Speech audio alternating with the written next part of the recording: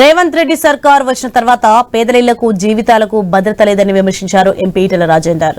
మేడ్చల్ జిల్లా కాప్రాలో పర్యటించిన ఆయన జవహర్ నగర్ లో పేదరిళ్లను పరిశీలించారు. బాలాజీనగర్, జవహర్ నగర్ కు 50 ఏళ్ల క్రితం పొట్ట చేత పట్టుకుని వచ్చిన వారికి ఆశ్రయం కల్పించాయన్నారు. అప్పుడు కట్టుకున్న ఇళ్లను ఇప్పుడు కూలగొడుతున్నారని ఆగ్రహం వ్యక్తం చేశారు. 2 ఆడపిల్లలతో 24 ఏళ్లుగా నివాసం ఉంటూ పక్షవాతంతో బాధపడుతున్న మహిళ ఇంటిని కూల్చడం దారుణమన్నారు. ఇంట్లో సామాగ్రి ఉండగానే కూల్చేశారని మండిపడ్డారు.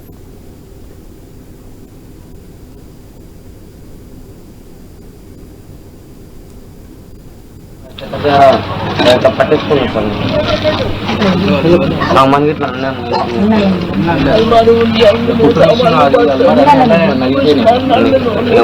వంట సామాన్ గిట్లా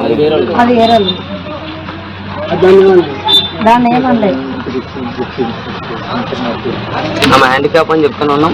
వాళ్ళు రాళ్ళ మీద ఎత్తేసారు, పులగొట్టి వెళ్ళిపోయారు. అంతే.